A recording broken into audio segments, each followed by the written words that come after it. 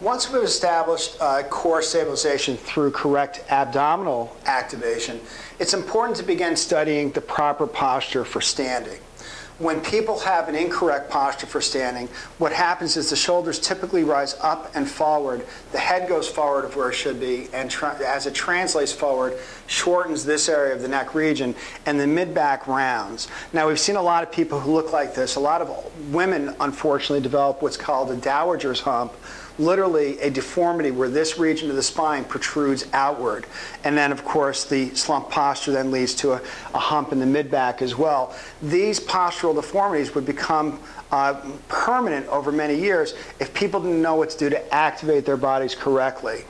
When a person does activate their upper shoulders up towards their ears, it's called an upper cross form of damage, spinal damage, where they're activating the upper trapezius muscles, the muscles that run from the neck down through the shoulders, and they're not activating or inactivating the muscles that would pull the shoulder blades back and down. Many of the people who have this deformity will come in complaining of neck pain, headaches, and also tightness and pain in the shoulder region. They're amazed when I ask them to imagine their shoulder blades being pulled against their rib cage back and down, and as they do that and they lengthen their chest up a little bit and let their shoulders drop even more, the muscles here become deactivated. Your brain cannot activate the upper trapezius muscles that attach to the spine of the scapula, a broad point of attachment here, when the lower trapezius muscles are being activated. When the uppers are actually pulled up too far, the lowers are not activated. Your brain is not able to access them and activate them.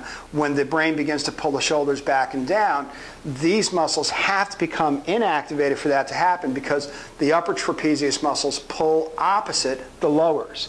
So once you begin to work the lower trapezius muscles in a correct way where you activate the shoulder blades back and down, the brain literally shuts down these muscle groups in favor of the muscle groups you're activating for correct core activation from this point of view. This allows the head to come back over the shoulders. The shoulder blades actually come back and down, and the humerus, the middle of the shoulder, which is essential, sits closer to the midline of the body here at this level rather than forward. When the shoulders are protracted forward this way, it actually causes the head of the humerus to be way forward of where it should be, and we're going to be learning in a few minutes about how that causes the onset of rotator cuff problems over many years.